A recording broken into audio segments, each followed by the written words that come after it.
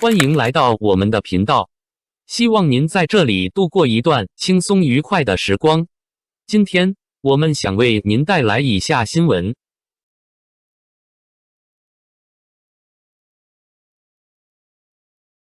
王一博的笨赢在哪？从带货到带的顶流背后的硬通货逻辑。在这个被效率爆款确定性反复强调的时代，娱乐工业像一台高速运转的机器，要求每一个进入其中的人迅速给出结果，交出数据，证明价值。流量成为最直观的指标，榜单、热搜、点击量被不断放大，甚至连资本的情绪也围绕着合约周期和回报周期起伏波动。在这样的环境中，王一博的存在显得有些逆势而行，甚至带着一点不合时宜的执拗。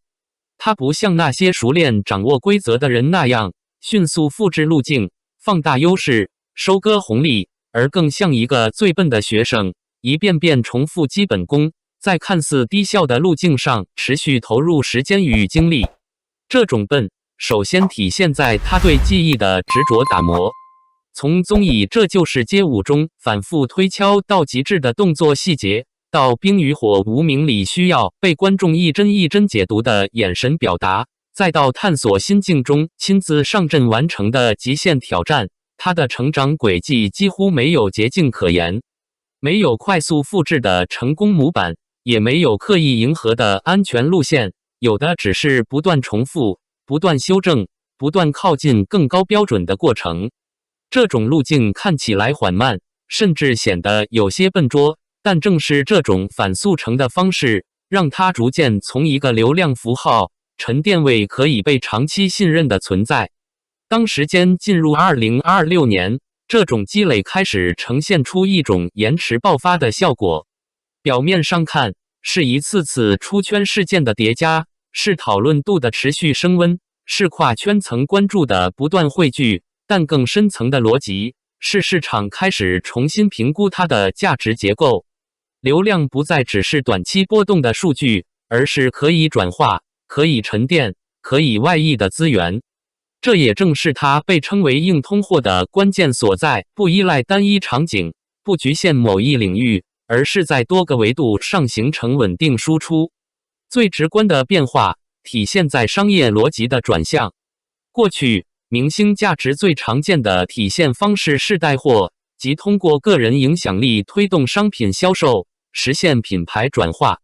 这是一种已经高度成熟的模式，甚至形成了固定的话术与操作流程。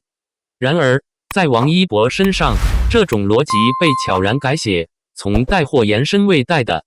这并不是简单的概念变化，而是一种影响力层级的跃迁。2026年初，一张看似普通的开工照片，在社交平台上引发大规模二次创作。从图像延展到场景，从个人形象延展到地域符号，各类内容不断裂变。而真正值得注意的是，文旅系统的集体参与，西安城墙、成都熊猫等多个地标性符号被主动与它的形象进行绑定。各地文旅机构以一种极具网感的方式发出邀请。这种行为表面上看是借势营销，实际上反映的是一种精准判断。它所代表的不只是一个明星个体，而是一种可以激活年轻群体兴趣与行动的文化符号。这种判断并非凭空而来，而是建立在过往内容积累之上。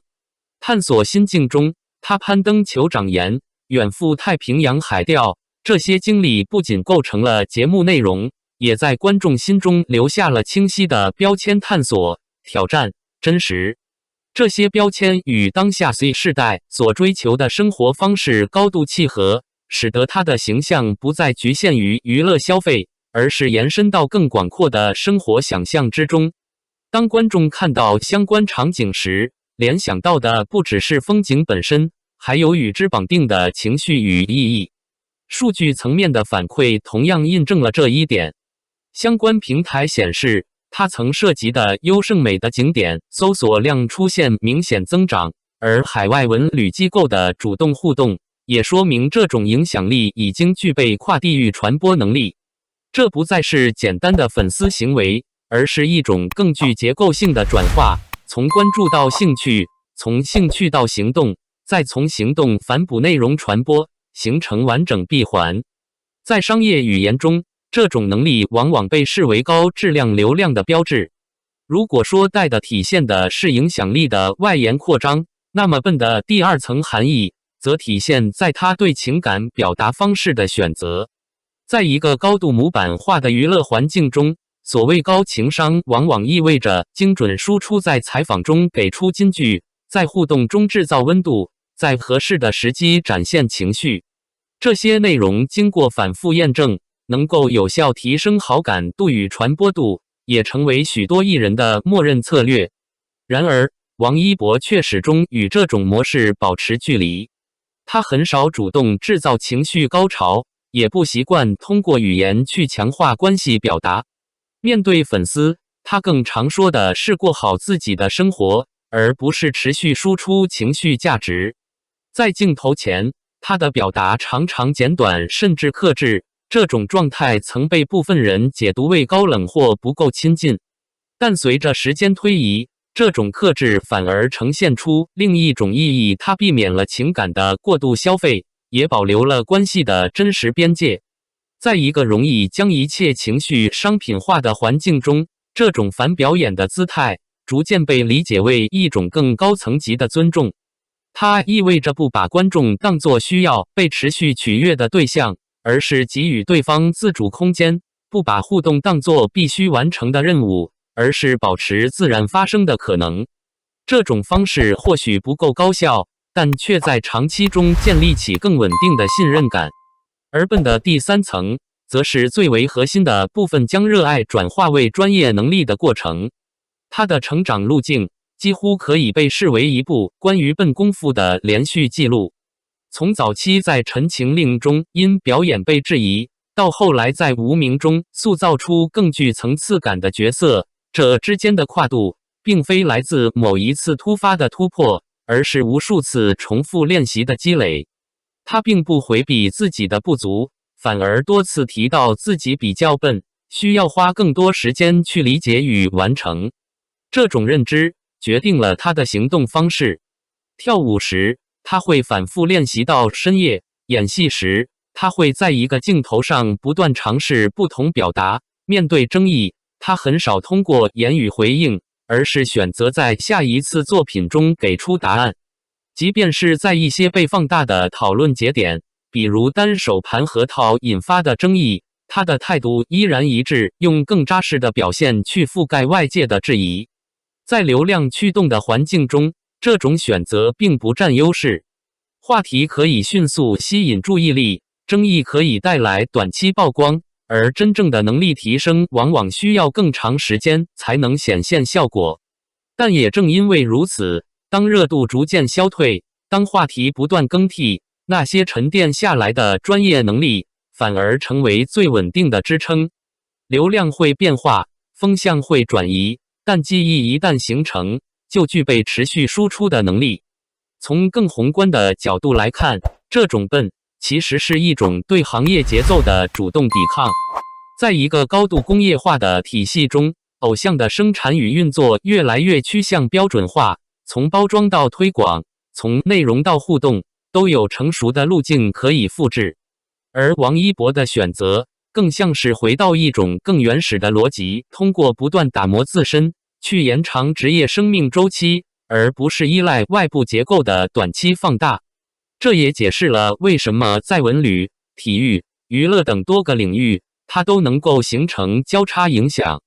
因为它的价值并不完全依赖某一个标签，而是建立在多维度能力之上。当这种能力被不同场景调用时，就会产生新的连接方式，从而不断拓展边界。因此，当我们回看带货到代的转变，看到的不只是商业模式的升级，更是一种价值结构的重构。当一个人不再只是流量的承载体，而成为可以被不同系统调用的节点，它的影响力就会呈现出更强的延展性。而这种延展性，正是建立在长期积累之上的结果。内娱从不缺少一夜成名的故事，但真正稀缺的是那些愿意在高峰期依然选择慢下来的人。在外界不断催促结果的环境中，坚持一条看似低效的路径，需要的不只是耐心，更是一种对自我认知的清晰判断。王一博的清醒，或许正体现在这里，他并没有被短期反馈所左右，而是始终围绕长期能力进行投入。当潮水退去，所有被放大的元素都会逐渐回归常态，留下来的是那些真正具备支撑力的部分。在泥泞中反复打磨，在孤独中持续坚持，这种笨看似吃力，却在不知不觉中构建起更坚固的基础。最终，当机会再次出现时，这些积累会以更稳定的方式释放出来。也正因此，它的路径或许无法被轻易复制。它不依赖某一个爆点，也不依赖单一资源，而是需要持续时间与反复验证。但从结果来看，这种方式正在证明其有效性不仅在娱乐领域获得认可，也在更广泛的社会场景中产生影响。在一个越来越强调速度的时代，这种慢反而显得格外醒目。而在所有看似普通的坚持背后，那些被称为笨的选择，最终汇聚成了一种更难被替代的价值。这或许就是答案所在，顶流的外壳之下，是一个仍在不断打磨的匠人内核。感谢观看视频。如果您觉得这条新闻对您有帮助，请记得点赞、评论并订阅频道。祝您生活充满正能量。再见，我们下个视频见。